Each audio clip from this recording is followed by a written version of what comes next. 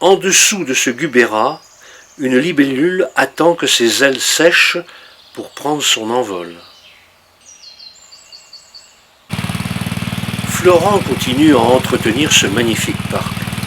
C'est un éternel travail, mais quel résultat! Pas trop loin, les canards colverts nagent en toute quiétude.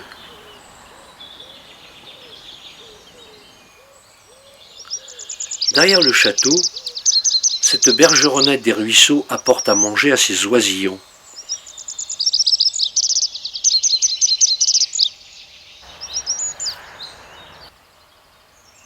Tandis que cet écureuil roux se repose, pas pour longtemps.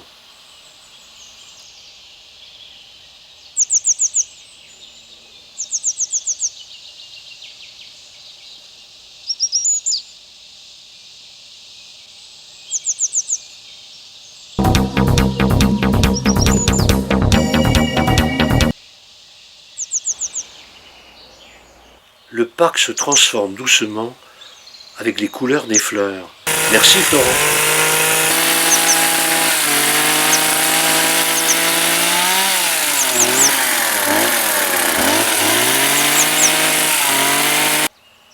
La chouette effraie habite tout en haut dans cette ancienne écurie. Imaginez les écuries de 200 chevaux. Elles trahissent les ambitions du duc de Lorge qui, dit-on, voulait tenir garnison dans son domaine. Encore un autre chat. Le chat, c'est l'un des plus grands prédateurs pour les oiseaux. Et oui, l'un des dangers, peut-être devrions-nous dire le danger, qui menace les oiseaux, ce sont les chats. Chaque année, plusieurs centaines de milliers d'oiseaux sont capturés dans notre pays par ces redoutables et patients prédateurs qui peuvent passer des heures à attendre un moment d'inattention de l'oiseau convoité.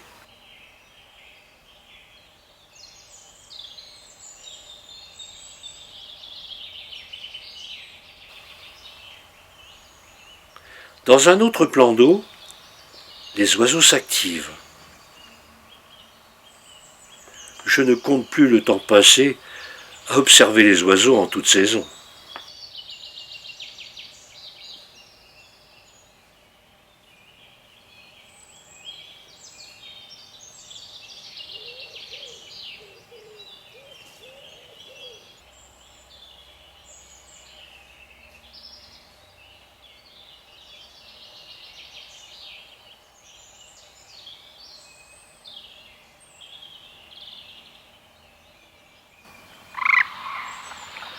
La poule d'eau est très farouche. Elle se cache à la moindre alerte dans les herbes et buissons bordant les rives. Dérangée, elle peut courir très vite. On la voit souvent marcher dans l'herbe. Très agile, elle est également capable de monter sur les arbres pour se reposer. Elle hoche la queue en nageant ou en marchant. Pour défendre leur territoire, les poules d'eau se livrent à des joutes de coups de patte et il arrive même qu'un doigt soit cassé.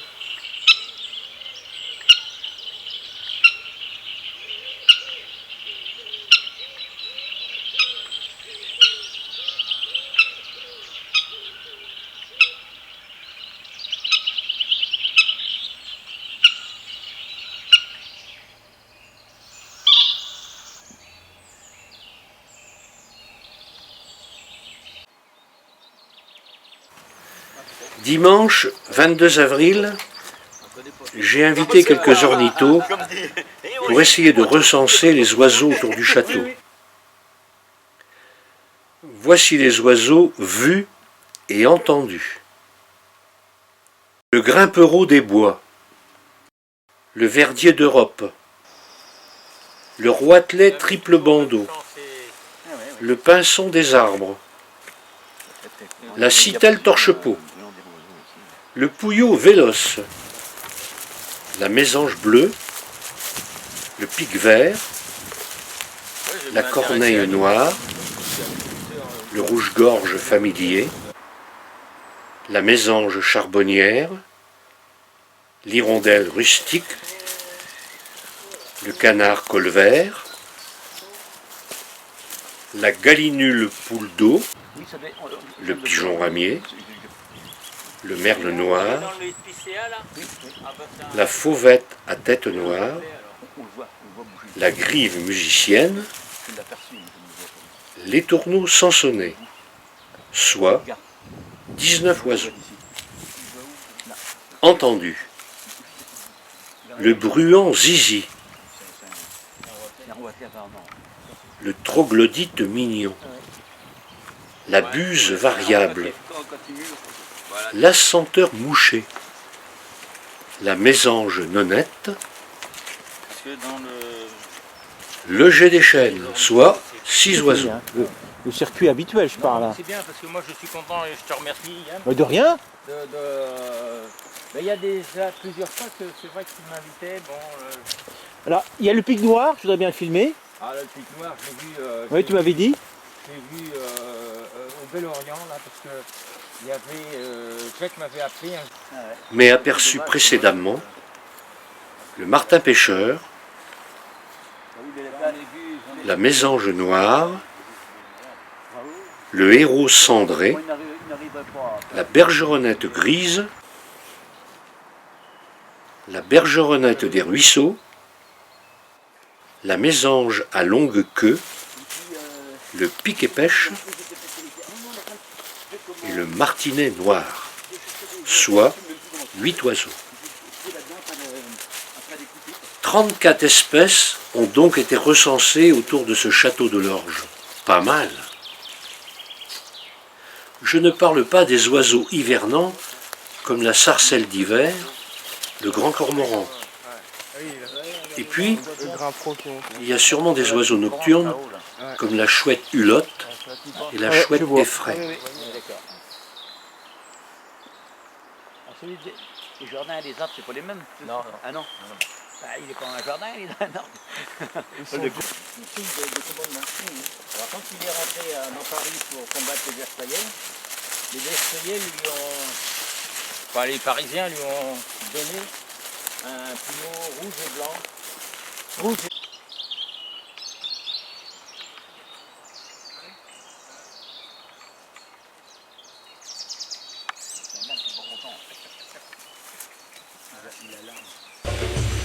J'arrange mon affût après le vent et la pluie. J'espère filmer un oiseau comme le martin pêcheur.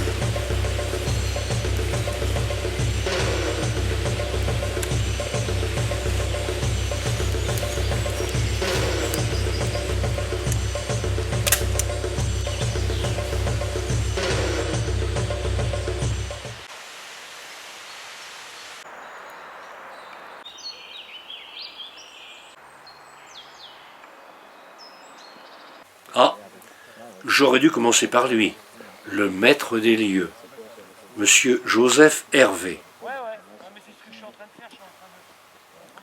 Il a l'air d'un druide sorti de la forêt. Il a 81 ans et derrière lui, une carrière au goût salé. Matelot dans la marine marchande, officier après avoir suivi des cours du soir, puis constructeur d'ouvrages en mer et armateur pour la pêche du côté de Dunkerque. Ça y va, ça doit ça. Ah bah ça mange. Je rentrais le soir, j'avais pas mangé ce bordel. Et ben elle se mettait juste dans. Nous le retrouverons un peu plus tard pour la visite de son château.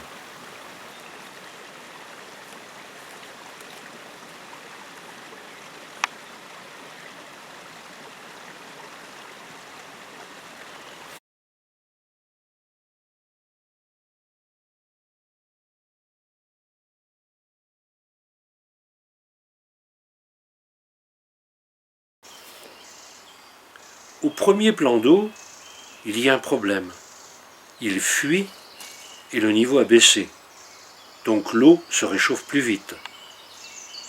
Des algues vertes sont apparues, ainsi que d'autres plantes invasives.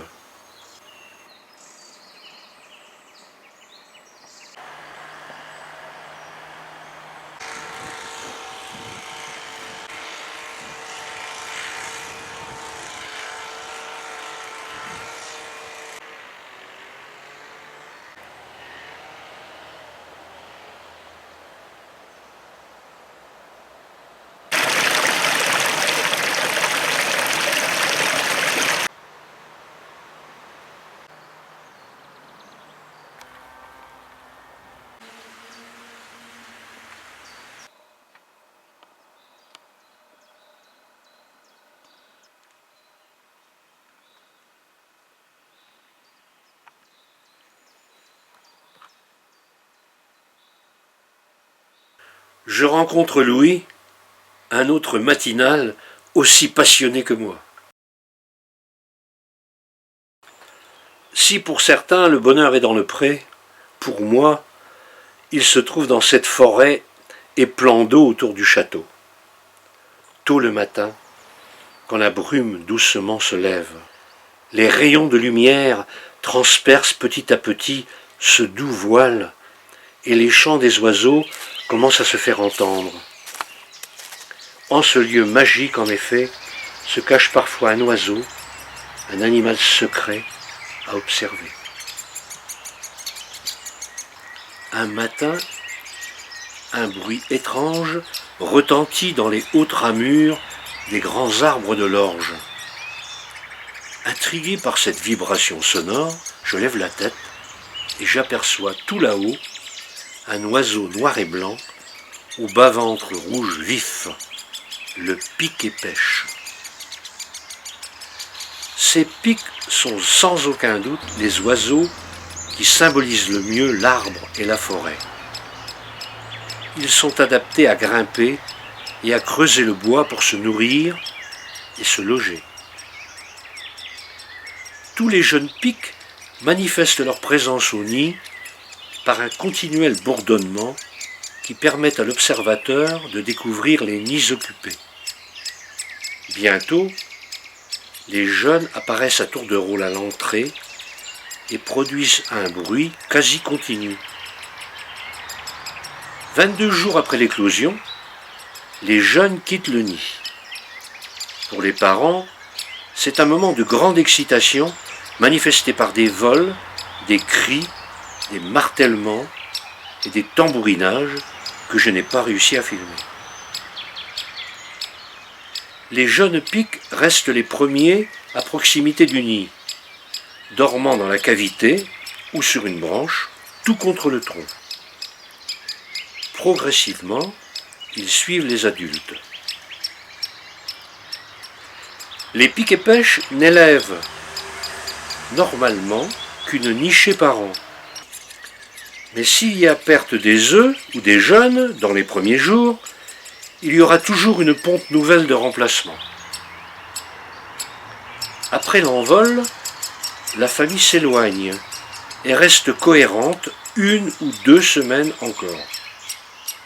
Mais les pics ne sont pas sociables, même pendant la nidification. Les adultes, reprenant leurs habitudes solitaires, ne tolèrent plus la présence des jeunes, et ceux-ci s'égaillent en quête d'un territoire libre. Nous retrouvons le premier plan d'eau avec les poules d'eau et des jeunes.